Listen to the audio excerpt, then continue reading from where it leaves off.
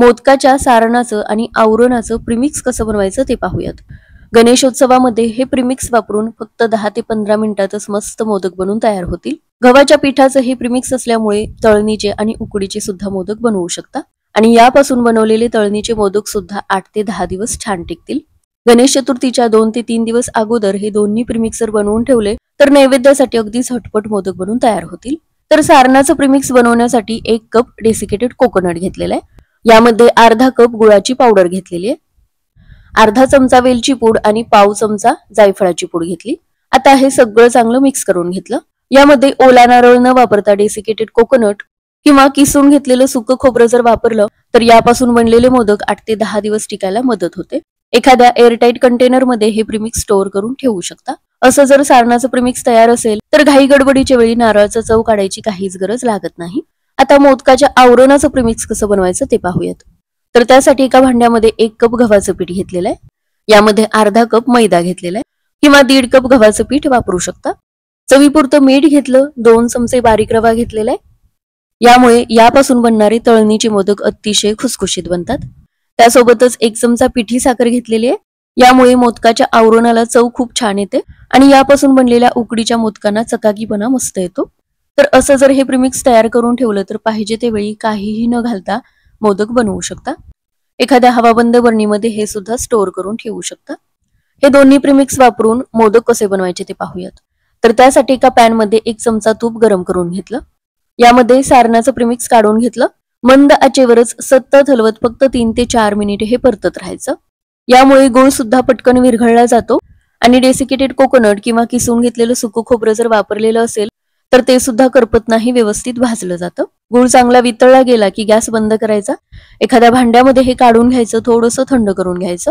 आवरणाचं premix सुद्धा एका भांड्यामध्ये काढून घेतलं. तळणीचे मोदक मस्त खुसखुशीत होण्यासाठी 2 चमचे तुपाचं मोहन यामध्ये घालायचंय. तर तूप चांगलं कडकडीत गरम करून घेतलं आणि या पिठावरती घेतलं. चमच्याच्या साह्याने सगळं चांगलं मिक्स करून घ्यायचं. थोडंसं थंड झाल्यानंतर हातानेच हे सगळं चांगलं चोळून घ्यायचं. थोडं थोडं पाणी घालून अगदी घट्टसर भिजवून घ्यायचं. थोडंसंच यामध्ये पाणी वापरायचं. सैलसर जर कणिक झाली तर याच्या कळ्या व्यवस्थित पडत नाहीत. तर पुरीसाठी आपण जशी कणिक घट्टसर भिजवून घेतो तसंच हे भिजवून घेतलेलं आहे. कणिक भिजत न ठेवता लगेचच मोदक करून घ्यायचे. तर छोटे छोटे गोळे घेऊन पारी लाटून घ्यायची. जास्त जाड न लाटून घेता थोडंसं पातळच लाटून घ्यायचं आणि सगळ्या बाजूनी एकसारखं लाटायचं.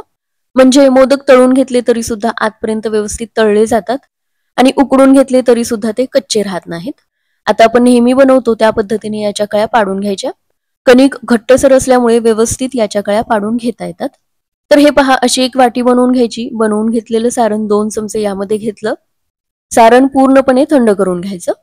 वरच्या बाजूने याच्या कळ्या व्यवस्थित एकत्र आणायच्या आणि मोदकाचा आकार देऊन व्यवस्थित पॅक करून घ्यायचं. गणेशोत्सवामध्ये कधीही नैवेद्य बनवायचा असेल, हे दोन्ही प्रीमिक्स जर तयार असतील तर 10 ते 15 मिनिटातच मोदक बनवून तयार होतील. शिवाय यापासून आपण 2 वेगवेगळ्या प्रकारचे मोदक बनवू शकतो. तर या पद्धतीने सगळे मोदक करून घ्यायचे. हे मोदक उकडून सुद्धा आपण घेणार आहे आणि तळून सुद्धा घेणार आहे.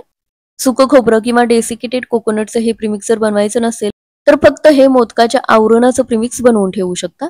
तर या पद्धतीने सगळे मोदक करून घेतलेले आहेत. पातळ पारीचे आणि मस्त कळीदार मोदक बनवून तयार झालेले आहेत.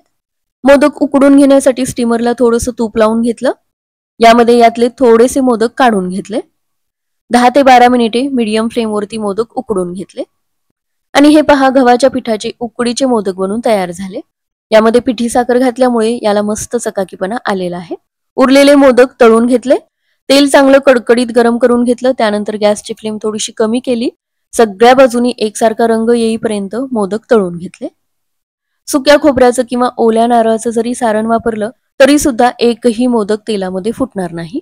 तेलातले बुडबुडे पूर्णपणे कमी येईपर्यंत, हलकासा रंग बदलेपर्यंत मोदक तळून घ्यायचे. म्हणजे याचं आवरण आतपर्यंत व्यवस्थित तळलं जातं आणि त्यामुळे मोदक खुसखुशीत बनतो. गणेश चतुर्थीच्या दिवशी घरातली आवराआवर, नैवेद्य आणि डेकोरेशन या सगळ्यांचीच गडबड असते. त्यामुळे असे जर हे दोन्ही प्रीमिक्स तयार करून ठेवले तर बाप्पांच्या आगमनासाठी, नैवेद्यासाठी लागणारे मोदक झटपट बनवून तयार होतील. आणि महत्वाचं म्हणजे यामध्ये ओला नारळ नसल्यामुळे हे मोदक 8 ते 10 दिवस छान टिकतील. तर हे गव्हाच्या पिठाचे तळणीचे मोदक मस्त खुसखुशीत बनवून तयार झालेले आहेत. भरपूर सारणाचे हे मोदक बनवून तयार झालेले आहेत आणि उकडीचे मोदक सुद्धा मऊसूद आणि आतपर्यंत व्यवस्थित शिजलेले आहेत. तर या पद्धतीने हे दोन्ही प्रीमिक्स नक्की बनवून ठेवा.